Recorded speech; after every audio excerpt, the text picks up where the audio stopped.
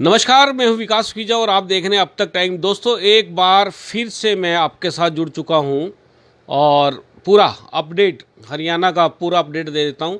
लेकिन उससे पहले बड़ी खबर, ब्रेकिंग जो न्यूज़ आ चुकी है कि कांग्रेस के राहुल गांधी जीत गए हैं और स्मृति ईरानी भाजपा की हार गई है। ये बड़ा मामला हो चुका है आपस में। अगर बात करें तो ये आपस में बहुत बड़ा विवाद बना हुआ था, जिसके चलते ये राहुल गांधी की जीत हो गई है। ये बड़ी खबर आई है। और इसके अलावा बात करें तो वो भी आपको मैं बता दूंगा कि अब हरियाणा के अंदर क्या चल रहा है। तो हरियाणा का जो ताज़ा अपडेट, जो आपने हेडलाइन भी पढ़ा हुआ, जो हमने दिया आपको, वो एक बार वो बता देता हूँ। फिर उसके बाद हम लोग आपको पूरे हरियाणा का जो चल रहा है, कौन जीत रहा है, कौन हार रहा है, क्या हो रहा है, वो सारी की सारी रिपोर्ट बता देता हूँ। अभी एकदम ताज़ा हरियाणा में लोकसभा का अपडेट। अब आप नोट करते चले जाना, मैं आपको सारा नोट कराऊंगा, पूरा हरियाणा कौन जीत रहा है, कौन हार रहा है, क्या रहने वाला है। फिलहाल आपको बता दूं कि 6-4 की फाइट हो चुकी है। भाजपा 6 पे आ गई है, कांग्रेस 4 पे चली गई है। ये बड़ा अपडेट है। और इसके बाद आपको बता देते हैं कि करनाल की, पहले करनाल की बात कर रहा हूँ, करनाल में जो पूर्व सीएम और भाजपा प्रत्याशी मनोहर लाल खट्टर 1,83,181 वोटों से आगे हो चुके हैं। अभी एक ताज़ा अपडेट आ गया। अभी 1 सेकंड के अंदर जो ताज़ा अपडेट आया है वो दे देता हूँ आपको मैं। सबसे पहले 1,93,470 वोटों का, मतलब कि ताज़ा, बिल्कुल एकदम से आपसे बात करते करते ही हमारे उसमें आ गया लैपटॉप में कि 1,93,470 वोटों की उन्होंने लीड दे दी थी कांग्रेस के जो प्रत्याशी हैं दिवांशु बुद्धि राजा को। और मनोहर लाल इस समय 5,83,804 वोट ले चुके हैं, और जबकि बुद्धि राजा 3,90,334 वोट हासिल कर चुके हैं। और इसमें बीएसपी तीसरे नंबर पे आ चुकी है। बीएसपी के जो कैंडिडेट हैं इंदर सिंह जलमाना, वो 26,336 वोट ले चुके हैं। और जो मराठा, जिनका दावा था 10 लाख उन्हीं को पड़ेंगे और वो जीतेंगे, उनको 23,441 वोट आए हैं। दोस्तों, ये करनाल का ताज़ा अपडेट है। और इसके साथ जो दूसरा अपडेट बता देता हूँ, भी करनाल में उपचुनाव हो रहा है। पूर्व मुख्यमंत्री लोकसभा से लड़ रहे हैं और मुख्यमंत्री उपचुनाव लड़ रहे हैं, क्योंकि नायब सिंह सैनी, आपको बता दें, नायब सिंह सैनी ने अपने प्रतिद्वंदी, जो उनके प्रतिद्वंदी हैं कांग्रेस के, सरदार त्रिलोचन सिंह को 35,493 वोटों से पछाड़ दिया है। मतलब जल्दी ही नायब सिंह सैनी की जीत की घोषणा होने वाली है और साथ के साथ मनोहर लाल खट्टर की भी जीत की घोषणा होने वाली है। अब इसके बाद मैं आपको पूरा डाटा, एक बार पूरी जानकारी दे देता हूँ। ज़्यादा से ज़्यादा शेयर करते जाओ, ज़्यादा से ज़्यादा शेयर कर देना और ज़्यादा से ज़्यादा आप लाइक भी कर देना, कमेंट्स कर देना, ये ज़रूर करना है। चलिए सीधा आपको हम अंबाले का पूरा डाटा दे देते हैं। अंबाला से जो कांग्रेस प्रत्याशी हैं वरुण चौधरी मुलाना यानी कि उनका गांव है, और वरुण चौधरी कांग्रेस के प्रत्याशी हैं, यानी कि इंडिया के संयुक्त प्रत्याशी हैं। और इनको मिले हैं 5,51,897 वोट इन्होंने प्राप्त किए हैं। और जो इनके प्रतिद्वंदी है भाजपा की बंतो कटारिया, उनको 21,114 की लीड देकर पछाड़ दिया है। दोस्तों, ये बड़ा मामला है। और इसके अंदर आपको बता दें, इस पूरे चुनाव के अंदर जेजेपी का भी बता देते हैं आपको, और बहुजन समाज पार्टी के जो कैंडिडेट हैं पवन रंधावा, उन्होंने 19,498 वोट लिए हैं। और उसके बाद बात करें तो आगे चलते हैं। नोटा का क्या स्टेटस है। नोटा ने 5,585 वोट लिए हैं। ये तो है दोस्तों, बात करें अंबाला का। और अंबाला के बाद अब हम आपको दिखा देते हैं भिवानी महेंद्रगढ़ का ताज़ा अपडेट दे देता हूँ, साथ के साथ नोट करते चले जाना। वहाँ से भाजपा प्रत्याशी धर्मवीर ने 5,29,819 वोट लेकर 45,600 वोटों की लीड ले ली है। और कांग्रेस के जो कैंडिडेट है राव दान सिंह, उनको 45,600 से पछाड़ दिया है। राव दान सिंह के पास वोट आए हैं 4,84,219 वोट आए हैं। और जो जननायक जनता पार्टी के कैंडिडेट है बहादुर सिंह, उनको मिले हैं सिर्फ 13,422। अभी भी चल रही है, काउंटिंग चल रही है वहाँ पर, अभी डिक्लेयर नहीं किया गया। और उसके अलावा बात कर लेते हैं बहुजन समाज पार्टी के जो कैंडिडेट है 5,821 वोट लिए हैं उन्होंने। और इसके बाद हम आपको यहाँ का नोटा का स्टेटस दिखा देते हैं। नोटा का स्टेटस क्या है वो आपको बता देता हूँ।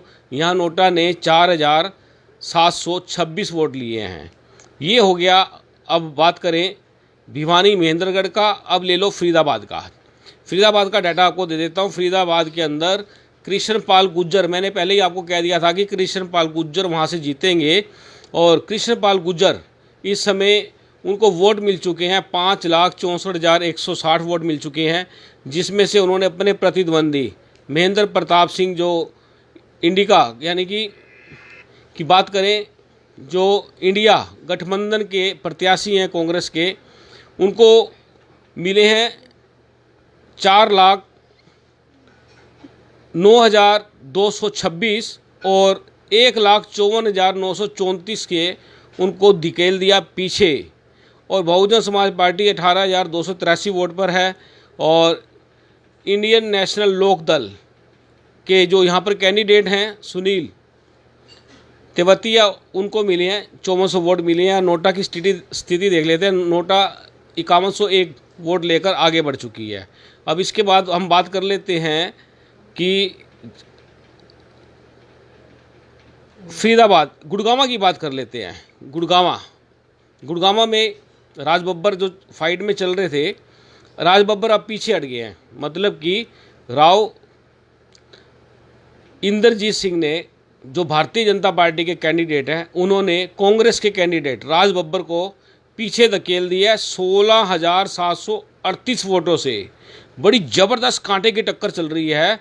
और राव इंद्रजीत सिंह को मिले यहाँ पर अभी तक वोट मिले हैं 5,19,852 और राज बब्बर को मिले हैं 5,03,114 वोट मिले हैं।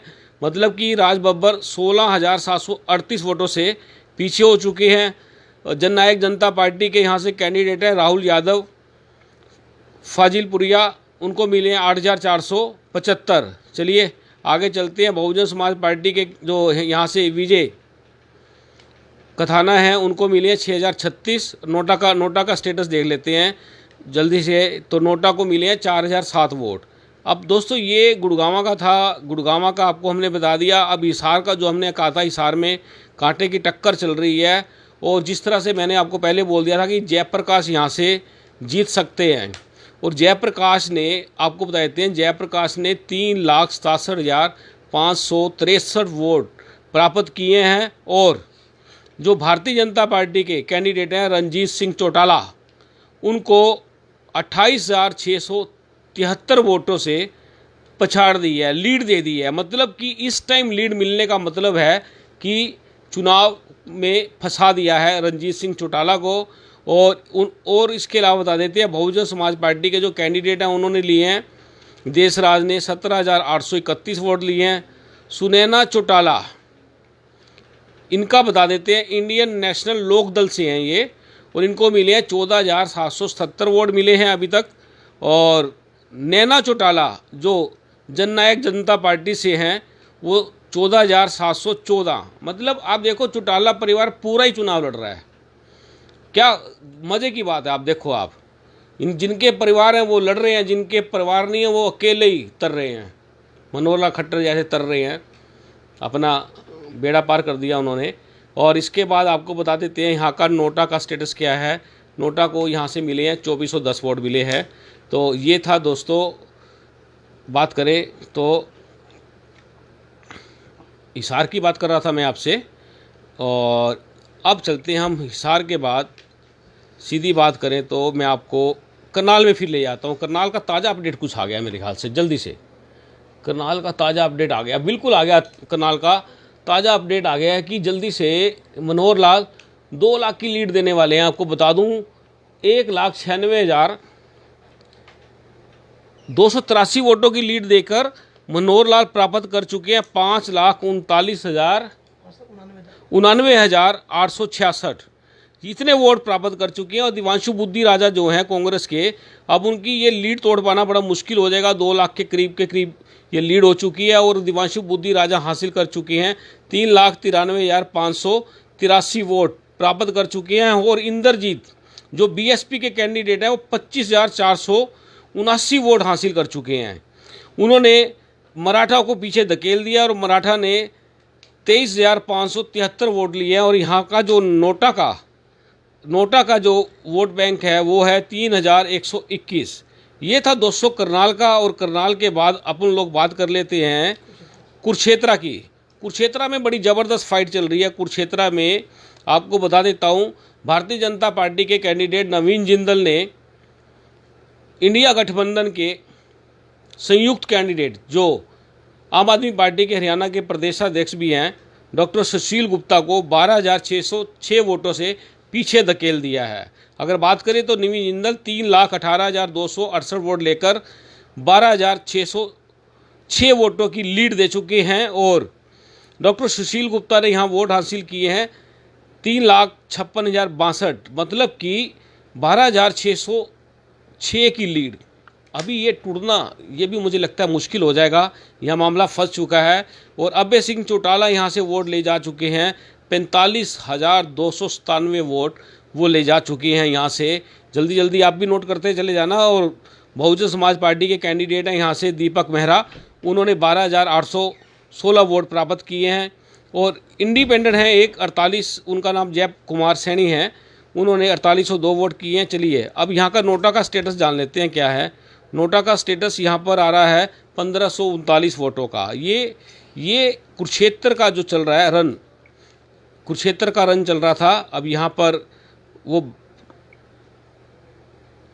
लीड दे चुके हैं नवीन जिंदल, मतलब कि आम आदमी पार्टी यहाँ फंस गई है। अब चलो अब आपको हम दिखाते हैं रोहतक का और करनाल का। कहते थे एक टाई अप हुआ है, वो टाई अप बिल्कुल सही से सेट बैठ गया बिल्कुल। दिवांशु यहाँ से हार गया और अरविंद शर्मा वहाँ से हार गया, एक हारा और एक हराया। ये इसको नोट कर लेना। दीपेंद्र सिंह हुड्डा, अब इन्होंने वोट हासिल किए हैं 5,58,143 वोट।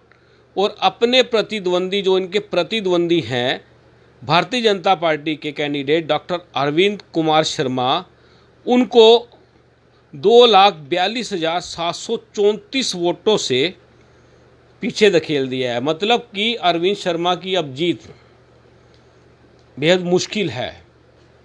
ये बड़ी चर्चा का विषय रही है।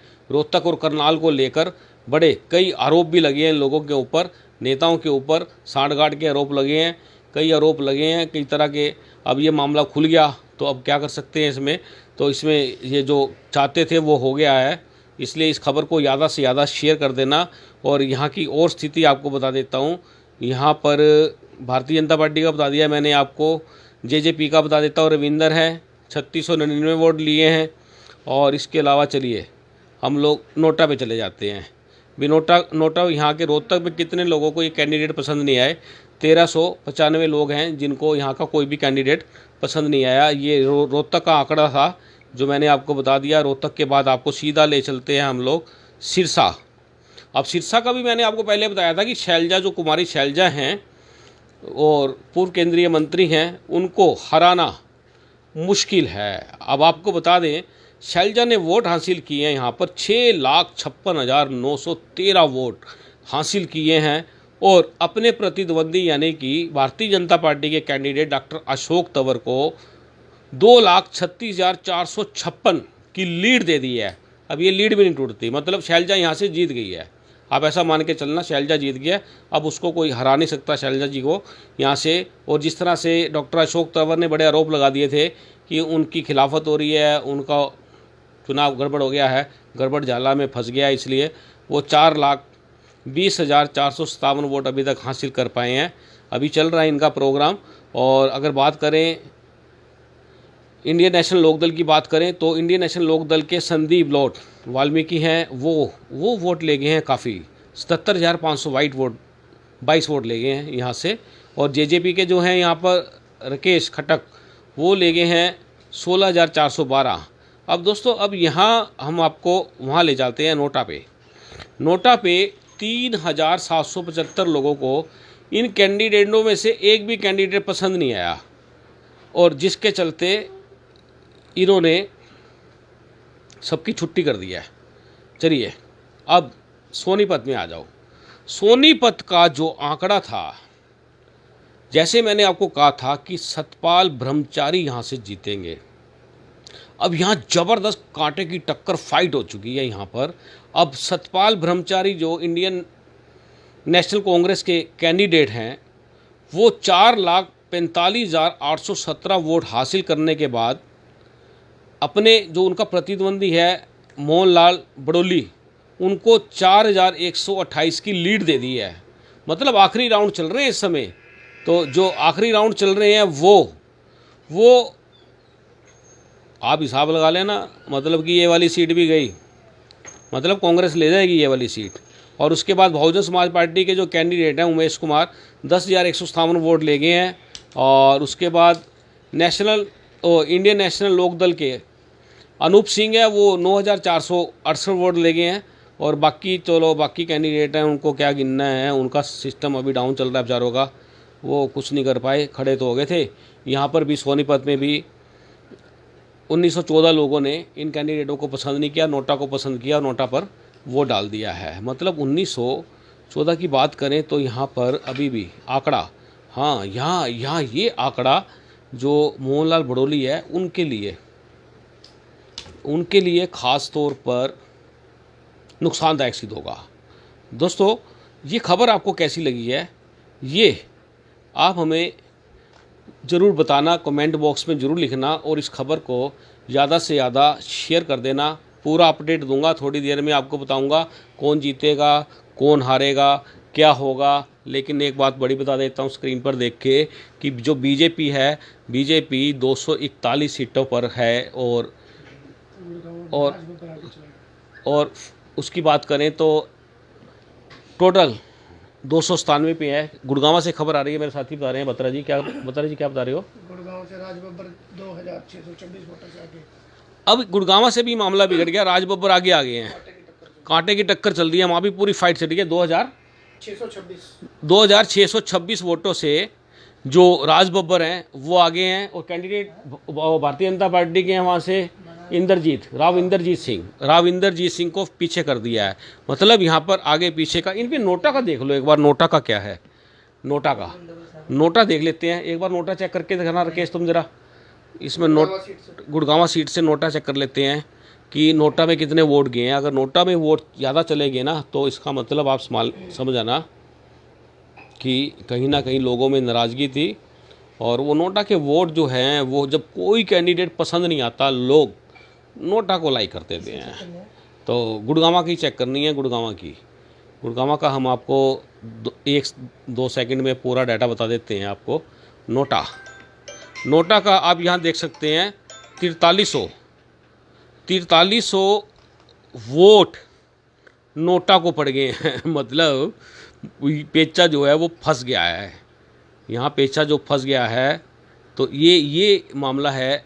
और दोस्तों हम चाहेंगे इस खबर को ज़्यादा से ज़्यादा शेयर ज़रूर कर देना, लाइक कर देना, कमेंट कर देना, और पूरा अपडेट हम आपको देंगे, बिल्कुल जेन्युइन अपडेट जो इलेक्शन कमीशन के द्वारा जारी किया जा रहा है, हम तक आ रहा है, हम आपको देंगे। पूरा सिस्टम मेरे पास यहाँ लगा हुआ है हर चीज़ का, कहाँ पर क्या हो रहा है। एक बार फिर करनाल का अपडेट बता देता हूँ आपको।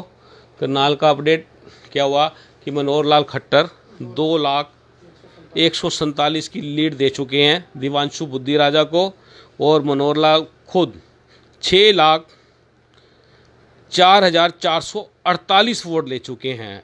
और इधर बात करें, दिवांशु बुद्धि राजा भी 4 लाख का आंकड़ा पार कर चुके हैं। और उधर बात करें बीएसपी की, वो भी 26,106 वोट पे हैं।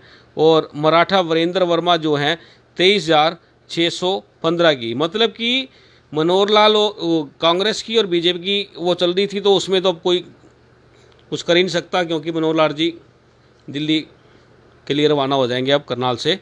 और करनाल में बहुत विकास करेंगे। उन्होंने कहा मैं खूब विकास करूँगा और आप भी इंतज़ार में रहना, विकास बहुत होने वाला है। और यहाँ पर बीएसपी और मराठा की जो फाइट चल रही है आपस के अंदर, इन दोनों में जो है इंद्रजीत सिंह जलमाना, उन्होंने मराठा को भी फूस कर दिया है। दोस्तों ये खबर आपको कैसी लगी है कमेंट बॉक्स में जरूर बताइएगा। आप देख रहे हैं अब तक टाइम्स, मैं हूँ विकास सुगीजा अपने साथी रकेश निषाद और शिव बत्रा के साथ। नमस्कार, जय हिंद, जय भारत।